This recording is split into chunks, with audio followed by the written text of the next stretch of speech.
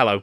This is an anthology of 10 mini-histories about Games Workshop and Black Library publications from yesteryear. Normally, I release these as short 60-second videos on Instagram, TikTok, and here in the YouTube Shorts feed. But rather than you have to go and search out all of those different mini videos, I've put them together so you can just sit back and relax.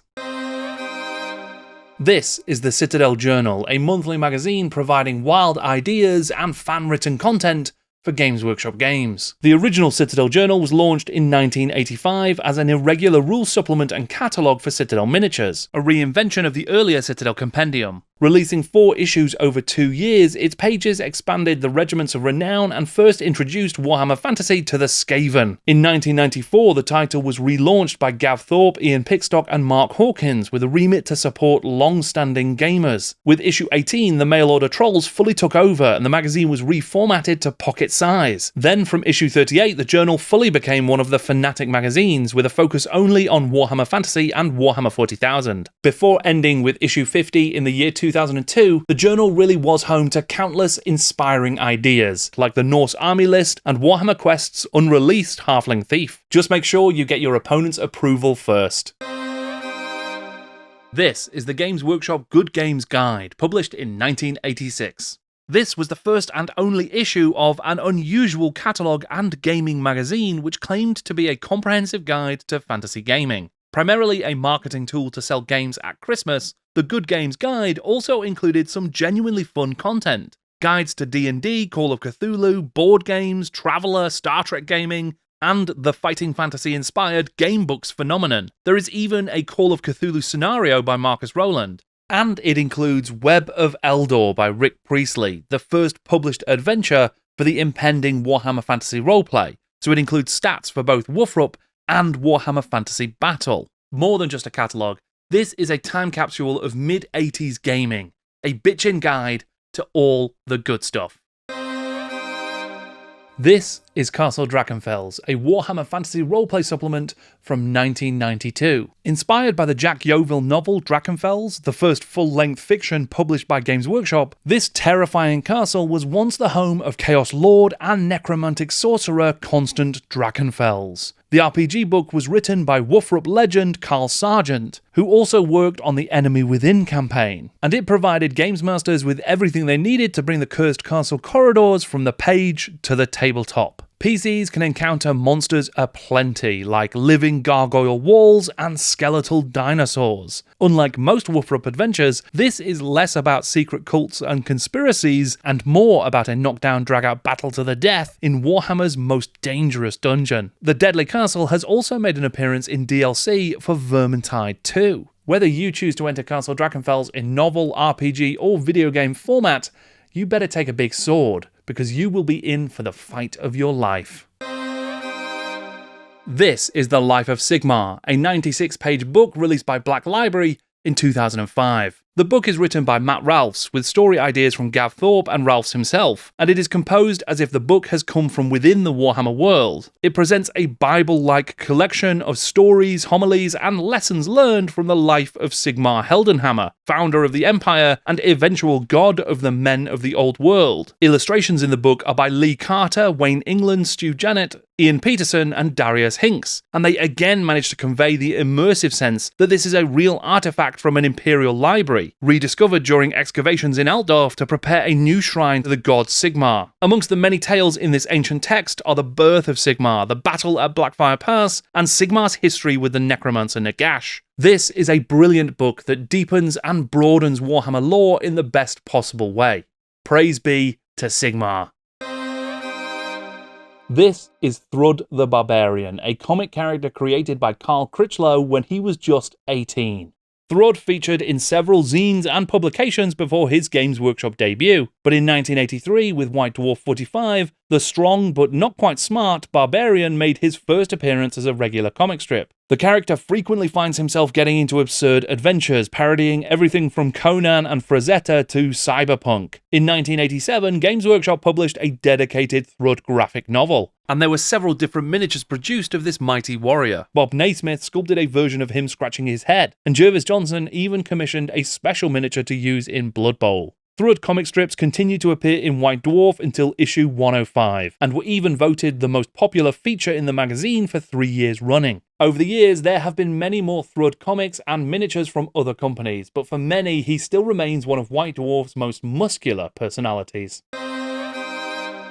This is White Dwarf 215, a mighty fine issue of the magazine and the origin of the legendary jousting game, Full Tilt.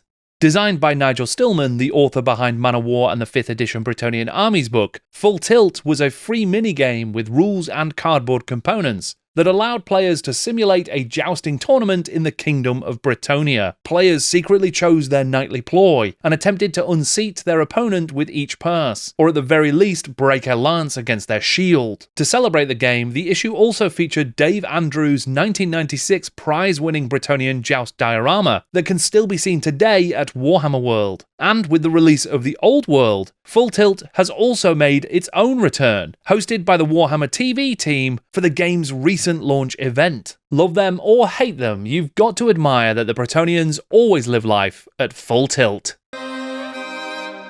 This is The Art of Adrian Smith, a compendium of work by an incredible GW artist. Released in 2003, the oversized softback features a dazzling array of classic pieces, tracing a career that began with freelance art for the Realm of Chaos and progressed to a full-time in-house illustrator position, responsible for some of the most dynamic and iconic work for 40k and Warhammer Fantasy. The introduction by William King described Smith as a champion of chaos, bent on his mission to spread the strangest, most compelling and detailed vision of the world of his Dark Masters. And nowhere is the power of Smith's work more evident than in the gatefold covers, which feature 2 interpretations made a decade apart of the moment that War Master Horus faced down the Emperor of Mankind. Adrian Smith is one of the greats of GW art history, and this book showcases just a fraction of his amazing work. And if you want to hear Adrian talk about his entire career at Games Workshop, then check out the interview on my YouTube channel, Jordan Sorcery.